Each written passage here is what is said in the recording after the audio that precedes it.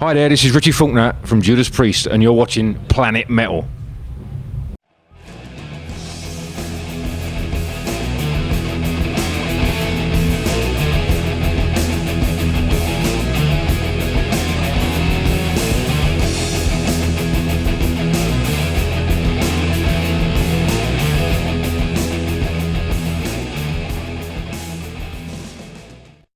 So, Richie, it's your 4th year with Judas Priest now.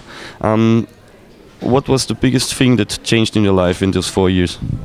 It's actually, I think I'm actually in the 5th year now. I think the 4th year, it was 4 years in April, so I'm actually well into my 5th year. Okay, it's the 5th year. Yeah, so it's been exciting right from the day one, you know. But I think the biggest thing has been the sense of family, you know, both in the band and with the fans as well. You know, the inclusive, creative atmosphere within the band. Everyone's got an opinion. Everyone's valued in the band. You know, they're asked for opinions, and opinions are put forward. What are we going to do set-wise? You know, what songs are we going to take out? How can we change things? Production ideas, and then with the fans as well. You know, that whole community feeling kind of transcends into the live situation as well. So in the beginning, it was I think it was a bit of skepticism from the fans. You know, which is natural. You know, they're passionate fans. You know, they've been with Priest for 40 years. You know, and it's healthy because of that passion. It's healthy to have that amount of skepticism. But when we went out and we started playing shows, and we're still playing shows now where the fans haven't seen me with the band, and they've been nothing more than amazing, you know, or nothing less than amazing, should I say? You know, accepting, welcoming. They've paid. I mean, everyone works hard for their money, and they've bought tickets and they've come down to see the band that they love with me in it, and you know, within 30 seconds they've got their arms in the air, their horns out, and they're singing along with us. I think that's what they're saying anyway. They might be saying bad things to me, but it looks like they're singing the song. So I think that's the most overwhelming thing about being in Priest. And so the welcome was very warm from Glenn and the rest. And is it more a working relationship you have with Glenn, for example, or is it a father-son relationship as well? They're all like brothers, you know. We all get on as brothers, and you know, we talk about things that you wouldn't talk about with your father sometimes. You know what I mean? Because you know, it's just different relationships. But we hang around. You know, me and Glenn. We went out to the Caribbean last year? I think it was early last year. We done a bit of fishing on the boat and stuff. You know, so we hung out outside of the band as well. But then in the band, it's obviously they're mentors. You know, they're masters at what they do, and so aside from the personal level, you look at them, you know, to see what they do, what they don't do, how to learn how to do things, because they're the masters of it. You know what I mean? They invented the genre, or co-invented the genre with a few other bands. So it's a great education. Plus, being personal friends with them as well. You know, it couldn't be any better, really. Of course. But you did a record as well, Redeemer of Souls, first record with them. How much did you contribute? I guess it was quite a lot. Well, we kept it the same as Priest have always done. You know, it's always been the 2 guitar player, vocalist, writing team. You know, we kept it the same, and so the 3 of us co-wrote the whole thing. You know, I was bringing ideas in, and Glenn would come up with ideas to go with it, or vice versa. You know, Glenn would start the idea. Sometimes Rob would come in, and he'd been sitting in a traffic jam for 2 hours, and in the traffic jam he'd put an idea down for, you know, a couple of songs, and he'd bring it in, and you could hear straight away there's like a phrasing and a rhythm to what he was singing. He didn't have a melody, but there was a rhythm and a, you know, to what he was doing, and I had a couple of things that I put to it, and it gave birth to a song. So it was very inclusive again, and just really creative. And the anger about the traffic jam went into the song as well. Yeah, I think that was "Bring It On" off the bonus disc. You know, so it inspired something, and he came in straight away. He had this idea, and as I said, it was a rhythm that he had and some words, and it gave birth to "Bring It On." So there was a lot of criticism from the fans for this record as well. They say it's not the best Priest record, but others say it was the successor. It would be the successor for Painkiller as well. So how do you handle the criticism that you never had this in this size before in your life? Well, I think it goes with the business. You know, if you make any creative statement, you're going to get people that don't like it and people that do like it, and that's just the way it is. You know, if everyone liked it, half of them will be lying. You know what I mean? We can't all like the same things, and that's fine. And that's, you know, some people didn't like Painkiller, some people didn't like British Steel, you know, and other people did. And again, it's when you make a creative statement like that, you've just got to take the rough with the smooth. If you're doing what you think is right, you've got to go ahead and do that. So, you know, and we're playing night after night in loads of countries around the world, and there's thousands of people out there. So I think that's the proof, really. You know, that's the proof that we're doing something right and going from strength to strength. I read in some interview with Glenn recently that he said that the people expected a Judas Priest record. So you gave them a Judas Priest record, which is Redeemer of Souls. So no more experiments like Turbo or Nostradamus or something like that, do you think? Yeah, I think that's a possibility, of course. But we felt that at the time, I mean, definitely the guys felt at the time that they'd done a concept album, they've got that out of their system, and it felt right to go back to a classic Priest sound, you know. I don't think it was a case of, you know, people were asking for it, so we did it for that reason. I think it was, you know, the band were aware that that's what, you know, the fans wanted, but it also had to be right from the band as well, you know, and we felt that we just went into the studio, wrote what came from the heart. And I mean, as far as classic's concerned, I mean, classic can mean so many different things. It could be a classic sound, or a classic album after 30 years, or a classic concept, you know what I mean? So it can mean so many different things to so many different people, but we just felt, you know, there's blues elements on there, there's, you know, people could say there's power metal elements on there, but I think Priest gave birth to all those different strains of metal. And again, in the studio, we just felt that if it felt right and it was a good song and a good idea, go with it, you know, so it was good creatively. So, I mean, there's things on there that Priest haven't done before, there's blues elements that Priest have done before, so some people like it, some people don't, but that's the same with every record, you know, for every band's career, I think. The first two records were extremely bluesy, I guess. They were, that's where they came from. They came from the progressive blues, you know. Rock and Roller, I mean, we played Never Satisfied on the Epitaph tour, and that's rooted in the blues, you know. And then everything came out of that in Priest's career. So if it felt right, and it kind of fitted in with the Priest's tapestry of, well, blues and metal and where they went, we did it and went for it, and it kind of took off the limitations, really, what we could and couldn't do. We just, if we put it on the table and it was a good song, we went with it. You said Epitaph tour. I think this was the first tour for you, but before this tour, Priest announced that they will retire maybe in the next couple of years. So how did you hit this point?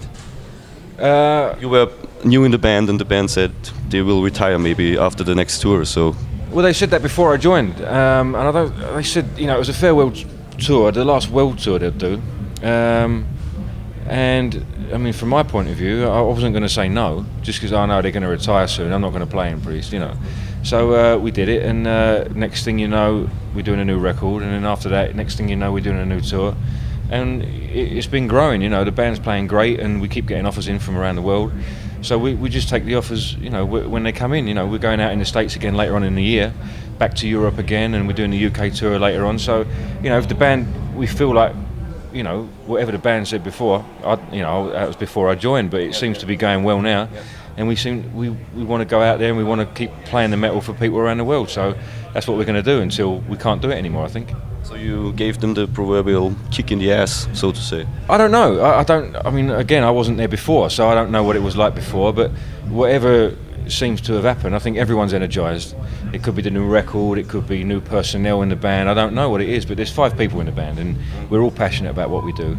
I don't think you can do it for 40 years without being that passionate, you know. So again, I'm not sure exactly if it was one thing that made it carry on.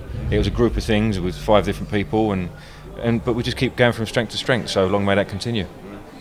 One of your bonuses is that you're a long-time fan of the band, so you're very familiar with the material as well as a fan. Yeah. Does this help you working on the stage and the old songs or in the studio? Yeah, I think it does. I think more than just knowing the material, you know what Priest stands for, and you know what Priest means to millions of people around the world. You know, I'm a fan, I know what Priest means to me, and there's the music side of it, and there's also what it stands for. It's kind of in the face of adversity sometimes, you know, you've got to do what you do, stand up for what you believe in, and you know, don't really care about what anyone else says, just stand up for what you believe in, and that kind of ethos, you know. So being a Priest fan, you know what that means, and when it means replacing one of the original members, you know the duty that is, you know, to so many people. That's such a responsibility. So yeah, I think if I wasn't into Priest, I might not have been aware of that. I might not have been here today. You know what I mean? But I think because I was aware of that, aware of the songs. It's more than just knowing the songs. It's knowing what Priest stands for as a whole. You know, as a band, and to so many people around the world. So, you know, luckily or fortunately, whatever you call it, it all meshed together, and we're doing a new record, new tour, and there might be new records around the corner. I think they weren't looking for a person who just exactly copies what K.K. did. They just, I think Glenn looked for a guitar player which can bring him himself as well. Yeah, I mean, I remember when I first joined, they said to me they didn't want a clone. They didn't want to clone a KK. I mean, there's obviously obvious similarities. I mean, I grew up on Priest, and Michael Schenker and Zakk Wylde and Dave Murray. They all got blonde hair and a Les Paul. Look exactly like him, like 30 years ago. Well, yeah, I mean, there's obvious similarities, and it would be stupid for me to, if I dyed my hair black just to be different. I think the fans are smarter than that. You've got to be who you are. And Ken is a part of my musical makeup as much as Glenn is, and Zakk and Michael Schenker and all that sort of stuff. So there are obviously similarities, but I think if you listen to our styles, we're similar in certain respects, but we're different in other respects. So again, I think fans are smarter than that. They can see differences and hear differences, and I think it was a good combination of being familiar with the person that was there, and also that the person there was also bringing their own thing into it. Because I think, again, with the respect thing, that's what they've all stood for. They've all had their idols and influences, but you stand up, you do your own thing. And I think if I just copied him, I don't think I'd be here now. I think you take influence from it and you respect it and do your own thing as he would have done. So the fans won't buy it. Maybe. They won't buy it. And again, I don't think I would have been here if I was a clone. So again, you've got to respect what went before, but also respect yourself and put those two together, and move on with the history, but also move on with your own statement if you can. Were you ever at the point where you thought, that's too much for me, I can't take this all because it's too big, the shoes are too big to follow?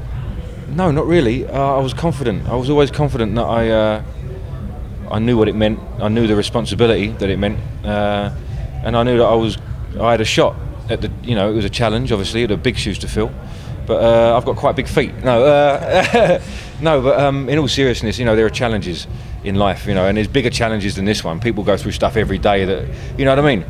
But I knew it was a challenge that I had to take, so I took the bull by the horns and didn't let it kind of get in the way, Once in a lifetime chance, so to say. Without a doubt, yeah, it really is. I mean, I worked hard as a guitar player up to this point, and as a lead guitar player, and you get this opportunity like once in a lifetime, as you said. So I wasn't going to blow it. And obviously, you think about things, but you don't let doubt. I knew I could do it. I knew I had a chance, and you just go ahead with that positive attitude, and it seemed to be the right attitude to have. Did you ever meet KK in person as well, since you started with the band? I haven't, no. I mean, we've had a couple of interactions on Twitter. I said something, I actually posted a picture of myself and it looked like Schenker, it looked like KK, it looked like Zakk, it looked like an amalgamation of all those guys, And he said, oh, thanks, and so we went backwards and forwards a little bit on Twitter, but never met him in person. And you never know, I might meet him in the future sometime. And are there still moments on stage every night when you say, oh my God, there's Rob Halford standing over there singing, and I'm here with him on the stage? Of course, yeah. I mean, it's pinch yourself. Definitely more so in the beginning. Yeah. In the beginning, more so. I mean, nowadays it's more kind of we're more familiar with each other. So we have a laugh nowadays. It's more relaxed up there. We might do a few things on stage that we have fun with, or pull a few faces to each other. You know what I mean? So. But there are definitely moments when you look out on the audience and you see like 50,000 people out there, and there's Rob over there sweating into Beyond the Realms of Death or something like that. It is pretty surreal, But again, it's a more relaxed atmosphere now. I've done the Epitaph tour. This is the second tour I've done, so we're a bit more comfortable with each other, it feels, and we joke around, and I think that comes across as well. I think the fans see that, and it puts on a good show. Can you describe each of the other members with one word each?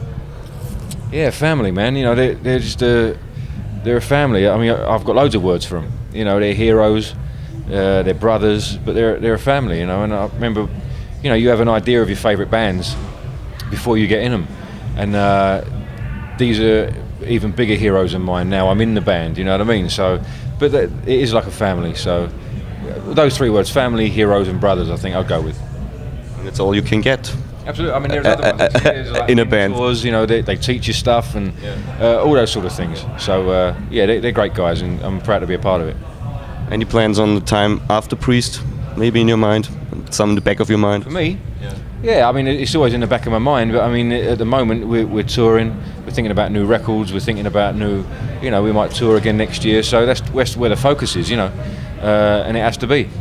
In my mind, anyway. There's stuff that I come up with all the time that might not be Priest, it might be something else. It might sound slightly different, but then other, so that might go in a file somewhere, and I might revisit it later on. But for the moment, my focus is 100% Priest. So thank you for the interview, and I hope my debut, seeing you live, Hopefully it'll be a good will be a cool one. Yeah. Hopefully. All right. Thanks very much, man.